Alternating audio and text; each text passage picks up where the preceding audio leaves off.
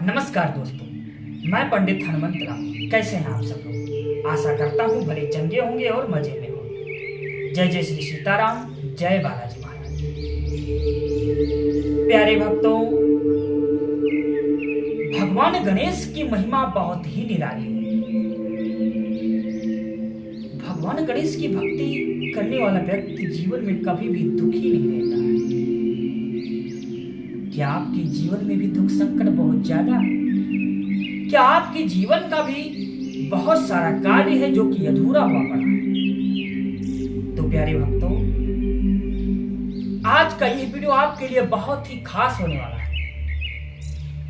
क्योंकि भक्तों आज की इस वीडियो में हम आपको गणपति बप्पा का एक बहुत ही ज्यादा शक्तिशाली और बहुत ही ज्यादा प्रभावशाली मंत्र बताने जा रहे हैं, जिसे केवल सच्चे मन से सुनने मात्र से ही आपके जीवन में चल रही सारी समस्याएं हमेशा के लिए समाप्त हो जाएंगी। आपको बता दें भक्तों, आज बुधवार का दिन आपके लिए बेहद ही खास होने वाला है। आज बुधवार का दिन भगवान गणेश को समर्पित है। भगवान गणेश एक बहुत ही श्रद्धालु एवं बहुत ही ज्यादा दयालु देवता है, जो कि अपने भक्तों की रक्षा हर पल करते रहते हैं। भगवान गणेश की सच्ची भक्ति करने वाला व्यक्ति जीवन में कभी भी दुखों का सामना नहीं करता है और ना ही उसके जीवन का कोई भी कार्य अधूरा रहता है। आपको बता दें भक्तों, यदि आपका कोई वर्षों पुराना कार्य है जो कि रुका हुआ पड़ा है, तो आप एक बार सच्चे मन से इस वीडियो में बताए गए मंत्र का जाप व श्रवण करके उस कार्य को प्रारंभ कीजिए। महाराज, मैं गारंटी के साथ कह सकता हूं कि वो कार्य आपका ना संपूर्ण हो जाए तो मुझे कमेंट बॉक्स में आकर बताना, क्योंकि भक्तों भगवान गणेश की महिमा बहुत ही निराली है। आज का यह मंत्र आपके लिए बहुत ही खास साबित होने वाला है। आपके जीवन में चल रही सारी समस्याओं को हमेशा के लिए खत्म कर देगा। तो चलिए बिना देरी किए हुए इस महाबलशाली मंत्र का जाप शुरू करते हैं। लेकिन इससे पहले भक्तों आपको बता दें, यदि आप किसी कारणवश इस मंत्र का जाप नहीं कर पाते हैं, तो इस मंत्र को आप अपने मोबाइल फोन में चलाकर कम से कम 108 बार जरूर। यह क्योंकि यदि आप ऐसा ही कर लेते हैं तो भगवान गणेश की यथाह कृपा आपके ऊपर बरसने लगेगी और आपके जीवन में चल रही सारी समस्याएं हमेशा के लिए समाप्त हो जाएंगी। चलिए बिना देरी किए हुए इस महाबलशाली मंत्र का जाप शुरू करते हैं। ओम श्री गणेशाय नमः। ओम प्रमोदाय नमः। ओम श्री गणेशाय नमः। ओम प्रमोदाय नमः। ओम श्री गणेशाय नमः। ओम प्रमोदाय नमः। ओम श्री गणेशाय नमः। ओम प्रमोदाय नमः। ओम श्री गणेशाय नमः। ओम प्रमोदाय नमः। ओम श्री गणेशाय नमः। ओम प्रमोदाय नमः। ओम श्री गणेशाय नमः। ओम प्रमोदाय नमः। ओम श्री गणेशाय नमः। ओम प्रमोदाय नमः। ओम श्री गणेशाय नमः। ओम प्रमोदाय नमः। ओम श्री गणेशाय नमः। ओम प्रमोदाय नमः। ओम श्री गणेशाय नमः। ओम प्रमोदाय नमः। ओम श्री गणेशाय नमः। ओम प्रमोदाय नमः। ओम श्री गणेशाय नमः। ओम प्रमोदाय नमः। ओम श्री गणेशाय नमः। ओम प्रमोदाय नमः।